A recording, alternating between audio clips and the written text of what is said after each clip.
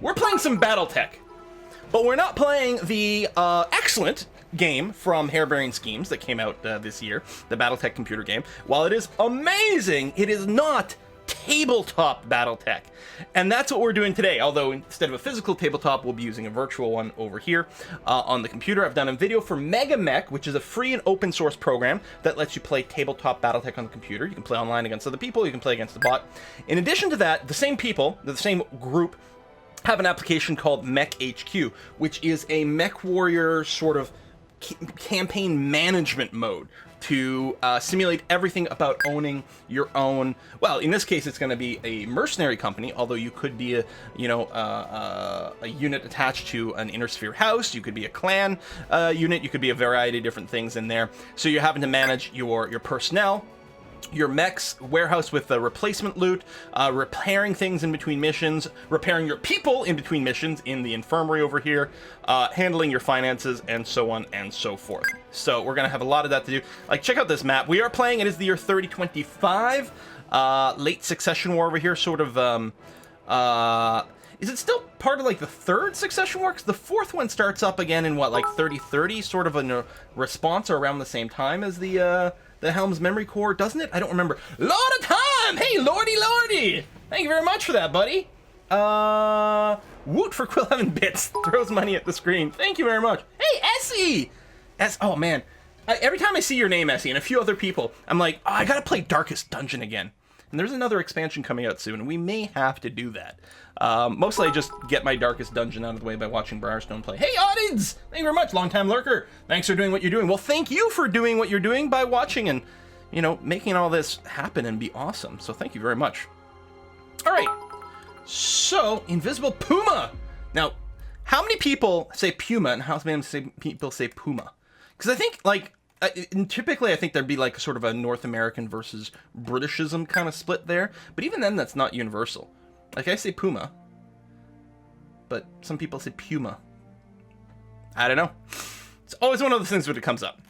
So yeah, so here we are, our mech warrior sort of mercenary lance, Smoothie Booty. Holy cannoli! Holy cannoli! 10,000 bits. Glad your bits are working.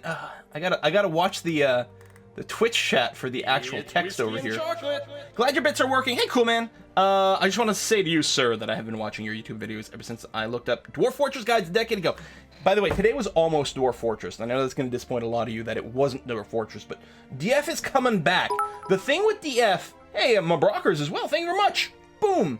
The thing with Dwarf Fortress is I feel like it's not just a one-stream thing. With Dwarf Fortress, you really, I sort of have to commit to doing like at least 2, if not 3 or 4 streams in a row to really get proper sort of Dwarf Fortress content. That's why I'm like, oh, is now the time, or do we want to do a few miscellaneous games before we jump back into that universe? But it's happening. It's gonna happen. We will see. And yeah, I do like to introduce people to new games as well, which is part of it too. Hey, Panda Man coming in here! Just for the emotes. Nice. Nice. Okay. So we got our mech company over here. Oh, I gotta make sure to have my subscriber list open because we are gonna name some people after that. We are the Belgian Bruisers. We have 2 lances of mech. So if you've never played Battletech or have no idea what we're talking about, welcome. Hi. Battletech is a game where giant robots do battle with each other, and it's very excellent. And it was originally a sort of tabletop wargaming kind of thing, and it's been developed into many other things since then. So your mechs are generally organized into lances, and 4 mechs in a lance is typical. With MekHQ here, depending on a variety of different ways about how it's tracked and for various types of contracts and things like that, 3 to 6 mechs is a legal lance for deploying in MekHQ. Maybe you've got a mech that's not fully kitted out, or maybe you're trying to bring your lance up to just higher kind of specs, and you don't have heavier mechs, so you decide to just throw in a couple more mediums or lights, which honestly is probably going to backfire, but there's a few different ways to do that. So we got the Wallonia Lance over here. Thank you everyone who pointed out that there should be 2 L's in Wallonian, apparently. This is our heavy, or really it's our command lance is what it is. We can almost like change the name here in this case. And in common sort of mech parlance, this sort of your general all-purpose kind of Lance. We've got 1 heavy. We've got the Marauder over here. We've got 2 mediums, the Screaming Hawks and the Wolverine. And we've got, well, and a medium over here with the Cicada. Sorry, am I getting this? You're not an assault. This is heavy. I think these are both mediums. I think we've got 3 mediums here, but the Cicada is like on the cusp of being a light because it's a 40-ton mech. So I think technically we have 3 mediums in here, plus the heavy. And then we have our Scout Lance over here, the Flemish Lance, which is classified as a light lance because it is under a certain threshold. I think you can go up to 130 tons and be classified as a light lance. And it features an Assassin, a Jenner, a Locust, and a Spider over here. And if we go to the I guess the hangar might be a good way to take a look at these guys as well and, you know, see some of their information. Okay. August 19th, 3028 is when FS invades Capella. Oh, is that the start of the 4th Succession War? That event there? Okay. Excellent. Interesting information. So there might be like a little bit of a lull here or what's going on. However, we are involved in some inter-house fighting because we have been contracted by the Draconis Combine to perform an objective raid against the Capellan Confederation. So we are on planet Ronal over here, which is... There's got to be a thing that actually lists, you know, conclusively. Yeah, the Capellan Confederation. I was pretty sure. We're on a planet owned by the Capellans over here, and we're doing a raid over here. Our command rights over here with Liaison means that for every mission we do, there will also be 1 Draconis Combine mech with us, sort of overseeing, you know, participating in the mission. They are, with Liaison, they're going to be acting as part of our Lance, so we're going to control that mech, as opposed to having a bot control that separately. Depending on what the command rights are, different things will occur with that kind of setup. So basically, we're always going to have a 5th mech. The 5th mech does, in MekHQ here, does count as part of that limit of you have to be between 3 to 6 mechs. So for some reason I had a Lance of like 6 mechs. Or you can have infantry, you can have vehicles, you can have all kinds of different things. But if I had a Lance of 6 things, it wouldn't be legal here because the Liaison unit would put us at 7 and that wouldn't allow us. However, the Liaison's weight doesn't apply in terms of weight limits and different things like that. So we have done 1 mission so far. We did a video for it. So there's 2 videos for this on the YubTubs as is, but they're basically setup and tutorial-y kind of videos. You haven't missed anything significant by not watching those videos. We did do a mission on there, but this was a very easy mission. We simply had to run from the bottom of the map to the top of the map and get there with at least 50% of our starting forces. It was a it was night, there was torrential downpour, we had incredibly fast mechs in a heavy urban city. Our opponents literally, I don't think they literally took a single shot at us, because the way combat gets resolved in Battletech is you roll 2d6, and there's a target number, and I think the target numbers were like always higher than 12, so it was literally impossible for us to ever be hit, so we never even got shot at. However, for demonstration purposes, after the battle was over, I cheated? I anti-cheated? I don't know. And told MekHQ over here, I added some fake damage to one of our mechs and fake damage to one of our personnel to just demonstrate what it's like to repair units and to put people in the infirmary bay over here. Those people have all been fixed up, but technically we used some of our resources doing that. So I like anti-cheated. But we are going to do a proper mission today. Very excited. Light mechs, best mechs, most underrated mechs. I like, you know, there's always something cool about the big-ass heavy assault mechs. There's always something super cool about, like, the later tech, you know, after the clan invasion and after all that, and you've got really fancy-dancy doobobs and things. But there's something about playing in 3025, and there's something about playing with lighter mechs that is just so... It's so gritty. People gonna die. People are going to die from bullshit ammo explosions and all kinds of stuff like that, and that makes it a hell of a lot of fun. So that's what's going on here. Anyway, so we've got this pending thing, which it's actually going to happen on the 27th. So we've got actually 6 days before this this particular probing attack is going to take place. Now, there are certain aspects of this game, of playing with MekHQ, here, that is handled automatically by the program, and other things, other parts of the rules are actually things that you do manually. For example, what you can do is you can reinforce. If I wanted to, I could throw my heavy lance into this battle as well, not just my light lance. Hey, Tyler. And I could do that. And there's nothing in the game that's going to stop me from doing that. But, I mean, that would be OP in this scenario. And so the rules to follow for this is if you have a lance set on fight or scout, and they didn't get an event rolled for them, they don't have a fight that's supposed to happen for them this week, then what you can do is you can roll a 6-sided die in real life, and if you get a 6 if you got on fight, or a 5 or 6 if you're on scout, then you're allowed to reinforce the battle if you want. So here, we actually had our heavy lance or command lance on defend, so that's not going to come up in here. So it's just going to be our lights as is. To make some more action, I think what I will do in preparation for the next week is I will switch the Wallonia Lance to fight over here, so they're a little bit more likely to get some sort of encounter next week, and we'll see. But it's just going to be the lights participating over here. We are going to have the Draconis Combine are going to be providing us with a Panther as part of our attached liaison over here. So we'll have 5 light mechs. And we've actually got a fairly minimal group of mechs to deal with. Although I think the Phoenix Hawk and the Shadowhawk are both medium mechs. They both have, I believe, jump capabilities as well. So, and we're going to be in an urban environment, so the fighting is going to be pretty gritty. Anyway, I don't think there's anything else for us to do. We can probably just advance.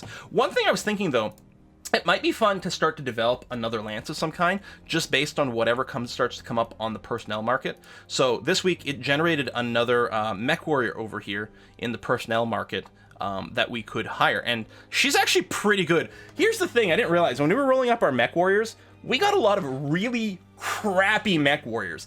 We've got 4 people who are a 6-7 for their skills. They suck at shooting, they suck at piloting. It's like, it's really bad. So this mech warrior over here at a 5-3 is actually pretty gosh darn good. So what we might do is hire her. We don't have a mech for her right now, but we might also look at the market or see if we can get a little bit of salvage. We should be able to get some salvage in this fight. So I might go ahead and just grab her just because she's actually not too bad. So I've gone ahead and done that. I mean, we have to worry about money and funds and all kinds of things, but that's going to be okay. I will rename you right away. Oh, I have to keep GM mode on for this so that I can actually, there we go. So I can actually edit this person right over here. So I'm going to name you after another Twitch subscriber. We're going to have Apocalypse Owl over here. Boom. So you're part of the crew. You're not currently piloting a mech, but we'll put you to good use soon. So with that, I'm going to go ahead and advance until the 27th, and we'll get ready to start a battle. Keep an eye out for any weird events that might happen. There we go, 27th, it's time for us. If I tried to advance now, I'd get a warning that, hey, you've got a fight you're supposed to do today. Are you sure you want to skip it? Because that would be a breach of your contract. So we're going to go ahead and do this, and we're going to start the game. And as mentioned in my YubTub videos, you could, if you wanted to, print out all the sheets for all the mechs involved in here, and just run this, like, tabletop with your friends. This is a great way. You can just play MekHQ by itself without playing Mega Mech, just as a way to manage a Battletech campaign. And then, yeah, you can just, you know, have your friends play various things, and it would be cool. That's what Resolve manually would do. But we're actually going to hit Start Game over here and go. Oh, it is worth noting, if I wanted to, hold on, if I cancel here, if I wanted to, I could take the Wallonia Lance and just deploy this force into this attack, and then I'd have twice as many mechs. Well, more than twice as many mechs, because these are very heavy, but again, we're gonna play by the rules and not do that. So we'll get this started up. Bam! Hey, LaCosta! Thank you very much. New game, new bits, same quill. Whoop! Wonder if this gives them Football Manager flashback. It gives me more like Aurora 4X flashback than anything else, but yeah, it's the same thing. I love spreadsheet games, apparently, which means at some point I gotta play freaking EVE Online. And then I'll lose myself. We'll see. All right, so here's our opponents. We are, indeed, we've got the extra Panther over here. But you can look at our tonnage, right? Our Assassin is our heaviest mech. Technically the only one that is a medium mech at 40 tons, although it's barely a medium mech at 40 tons. And then we got the Locust, 20 tons only, like very lightweight little mech. We got the Spider at 30, the Jenner at 35, although both of these pilots, Sergeant Countess Potato here and Sergeant Krapkin, are 6-7 for their skill, which is really bad. They're gonna have a very hard time to hit, and in particular, I think the second number is their piloting skill, which means they're gonna have a really hard time doing piloting checks. If they get knocked down, they might not get up again. All right, that's going to be stuck in my head now. And then the pilot here, a 4.7, so actually pretty good at shooting. But yeah. Then meanwhile, so we're facing here, and you can see it's a 45-ton Shadowhawk, a 45-ton Phoenix Hawk, a 45-ton Phoenix Hawk, a 55-ton Shadowhawk, and a couple of 50-ton vehicles over here. Vehicles tend to be considerably more limited than mechs in a variety of different ways, but it doesn't mean they can't still do tons of damage. We do have a slight edge on battle value, which is very nice, but I really want to avoid losing anything in particular. But we are looking to be responsible to kill. We need to take out 25% of our opponent's stuff. Now, what we could do is we could set an in-game within a Mega Mech victory condition to destroy 25%. The first team that destroys 25% of the opponent's battle value will be the winner. And then the game would basically end right away. What I'm going to do instead, and this is something I've seen people talk about, is instead of putting this on, what you do at the start of a round, then if someone's taken 25% BV losses, then you're going to start trying to run away and flee the map, because then there might be more losses as you try to leave, which would be maybe kind of interesting. We could set the bot to run away. Now, you know what? In the interest of getting more missions done, I'm just going to put a hard victory thing. So as soon as either team destroys 25% of the battle value on the other, the battle will just end there. Done. All right, so we're done the setup here. Flench, thank you very much. Cheers to you. If Quill ever does EVE, I volunteer for mining duty. I mean, here's the thing: if we did play EVE online, is it's a massively multiplayer online role-playing game, right? Like, we could get in there, we could form our own corporation or some damn thing. I don't know much about it. Anyway, we got to start over here. We have rolling initiative. We actually tied, then tied again, and then finally we won initiative, which is great. Winning initiative means you move last, which is good because you see everyone else do their stuff first, and the actual attacks all happen simultaneously, so there's literally nothing but advantage of moving second over here. So, oh, this is a different map. Okay, so the last one we did was like a heavy urban map. It was just like giant skyscrapers and a few roads. It was really good for us because our goal was not to fight. Our goal was simply to run. Here, we got sort of a different kind of setup. Now, I wonder, I don't think you guys will need to see the minimap. I don't know. We'll put the minimap over here. Let me put this over here. We're going to be deploying on the western edge over here. If I go and toggle on isometric view, is it going to be handy at all? It's going to be a little deceptive. Isometric view is actually very convenient. Oh, apparently I don't have mouse zooming enabled. Client settings. Yeah, the sorting order's not saved. Oh, I forgot because I updated to the newer version. I like the default sorting order to be high to low range. I may have needed to do this first. Mute sound, because the sound in this game is terrible. Mouse wheel zooms map, and I want to flip it. There we go. So now I can zoom the map. Excellent. Okay. And so the thing with the isometric stuff is on some maps it helps out really a lot to be able to see the height of the various tiles over here. The problem is that buildings, the height, the isometric thing's a little bit weird on buildings because the terrain itself is flat, so it doesn't do the isometric lifting. But if you put a mech on top of the building, it'll be weirdly offset as if it were. So I think on this map, because it's relatively flat, and it's mostly the height stuff will come from the buildings, I'm actually going to turn off the isometric view. I think it'll be clearer. So my opponent looks to be deploying on the eastern edge of the map, and I'm on the west. They've deployed their Phoenix Hawk. They had to go first. I don't think there's anything special about where I might want to deploy. I could set up in the woods over here, maybe, and really draw the enemy to us. We don't have much in the way of long-range weapons, and with light mechs, we have a lot of mobility. So I think we can probably plan on maybe trying to grab some of these woods here. We can also use the buildings for partial cover, which might be good. So I think we'll deploy mostly around here. And I don't think it matters really what order I deploy in, so we'll drop the assassin down over here, and that's probably all right. I don't know if anyone's got any opinions. Looks like mud. What is this? Oh, yeah, this is all muddy terrain.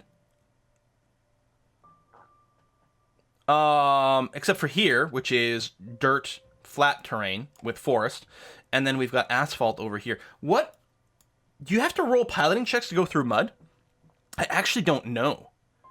We also have to remember that it's dusk/dawn, so we're fighting at twilight here, and that means that there's going to be a -1 to hit. Right, use buildings as sandbags. Tell you what, we'll deploy the Jenner. Actually, the Locust. The Locust doesn't have jump jets, so we're going to deploy you on the road. The one gotcha you got to be careful about is if you start to run on the road and you turn a corner. If you're on any kind of pavement, asphalt road, anything like that, you have to do a piloting roll or you'll skid if you're on road. Interestingly enough, like sort of dirt terrain is more stable because you're using these mech feet, so they're used to sort of digging in there. They don't have like rubberized tires or you know, Nikes on them, so they really, it's metal on asphalt when you're running around on the road, so they can skid out of control pretty quickly. I suppose with jumps and things like that, we'll actually have a pretty easy time moving across some of the terrain, so I think it's going to be okay to still do some of that. Buildings also have a CF, which is how much weight can be put on them and how much damage they can take, so be careful getting on them. Yeah, because you can attack buildings to knock them down. CF is that just like, what does that stand for? I don't remember, and I don't know the weight limits. I think my light mechs are mostly going to be okay landing on top of the buildings, but yeah, that is a very, very, very good point. The spider jumps super far. He's got a jump distance of 8, which is ludicrous. I'm just going to go ahead and keep deploying here. Might not be great, but it is what I'm going to be doing. Please read my tip. Did I miss you, cool man? Just use the buildings as sandbags? Is that what you mean? Construction factor? Yeah, I still don't know like the mechanics of it. Oh, and here's the Panther that we got. Now, I think you get a specific penalty if you lose the attached unit. It's like a contract breach. You're supposed to keep them alive. What I might do with the Panther... And the Panther is... Are you rocking the PPC? Yeah.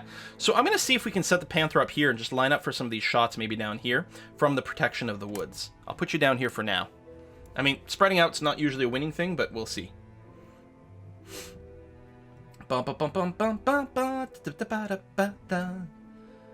It's a fun fact, but sliding actually takes less energy than rolling wheel, which is why a car can start to spin when you brake too hard. Alright, what phase? We are in the movement phase at this point. Let me move the... well, no, I guess we'll keep you around here. That's going to be fine.